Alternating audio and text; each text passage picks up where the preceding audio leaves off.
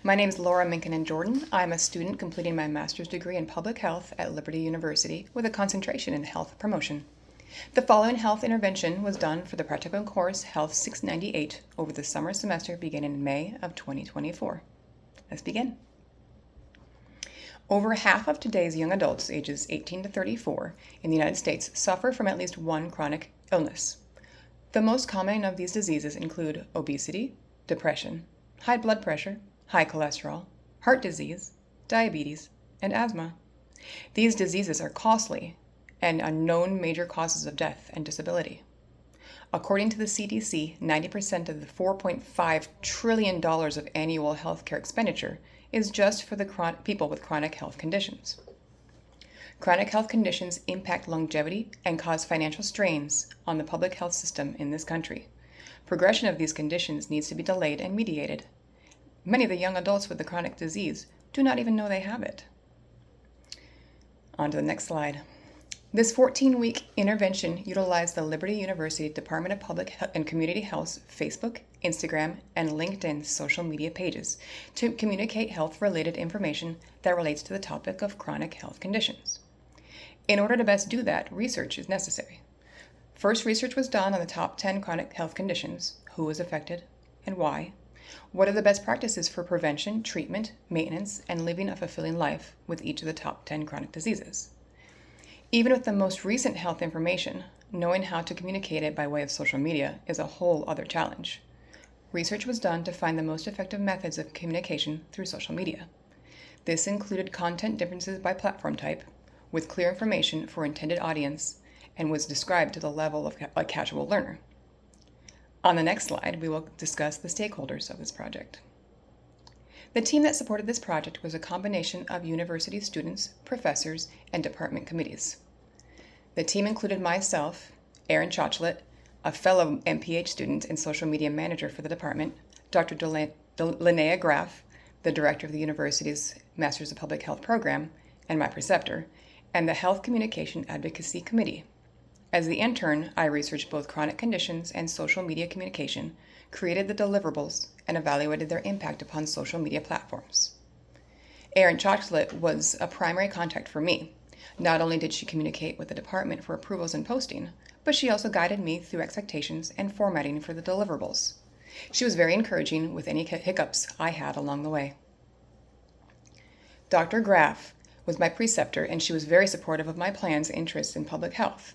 During the study, she offered new ideas and possibilities to diversify my content while keeping the subject in line with health and chronic conditions. The Committee for Health Communication is the approval team for any posts that go live for the department. Posts need to be checked for validity and appropriate content, as these posts represent the school and are intended to enhance department marketing and branding. The final group of the program are the audience that follows for the platforms. This group is predominantly the same demographics as the students of the school, being 46% white, 13% black, and 5% Hispanic. The age range of this target population is mostly from ages 25 to 54. On the next slide, we will discuss social media platform content. According to research, the different social media platforms are used for different purposes, even regarding health information. Users go to Facebook to really dig in on research. This is where people find a social community to interact further about peer experiences. The posts shared on Facebook were designed to both engage the visual interest of the follower and offer further health information. Captions supplied further their discovery with more thorough descriptions of the subject. Users head to Instagram for imagery and experience, be it of influencers or their own. Posts created for Instagram were either individual static posts or Instagram Reels that are visually interesting with a few words for simplicity. The images included little to no description of the subjects and required a second click to gather more information. LinkedIn is generally a social media page for professionals. It's used to share career information and possibly find some work. Due to this, the posts created for LinkedIn for Liberty generally included topics of health awareness, resources for public health professionals, and for events that might be of interest to followers. On the next slide, there are 4 examples of the 90 posts created for this project. These include visually engaging imagery with captions that inform, support, or encourage the user. Some of these even teach how to support and encourage loved ones as well. Given the broad demographics of the department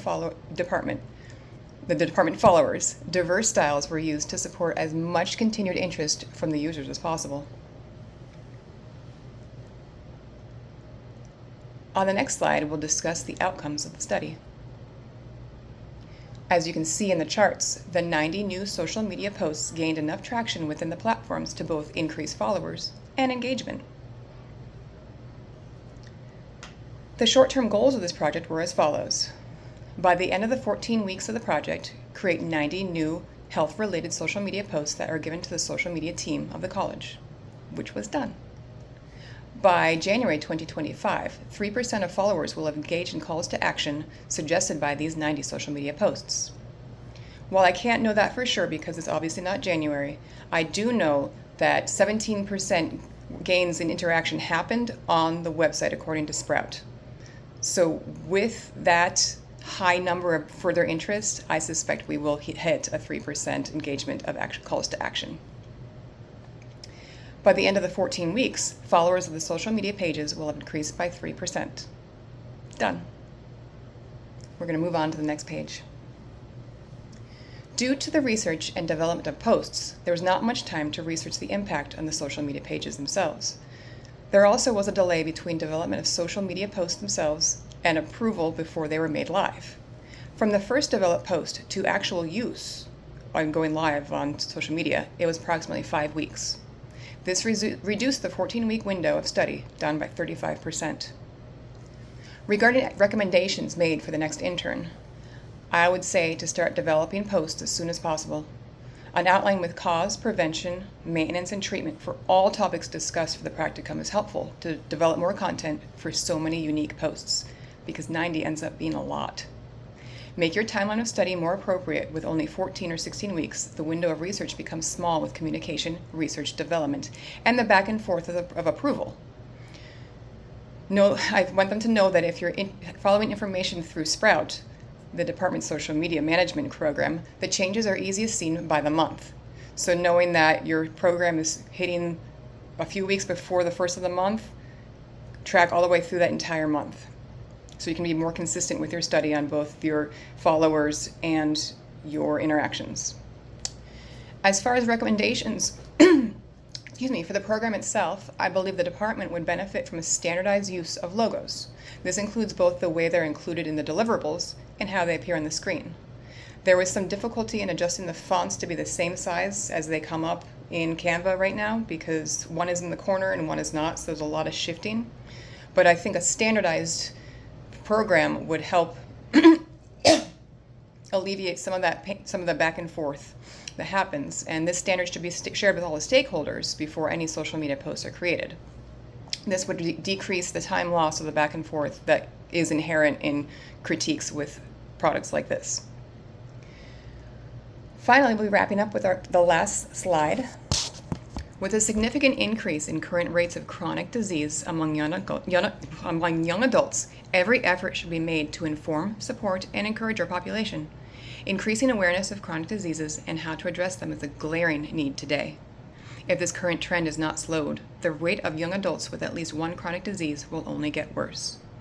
Considering the high use of social media in our society, it is a simple, low-cost avenue to share medical information at large. Social media is free to use, but is often full of misinformation. In order to make the biggest impacts on large groups of social media users, medical professionals and public health workers will need to continue to study for the most efficient ways to share evidence-based information that is accurately heard by all the world. This small study is doing its part, with new posts continuing to be shared into the fall, and hopefully will have lasting impacts on the department followers with or without the study tracking changes. Thank you.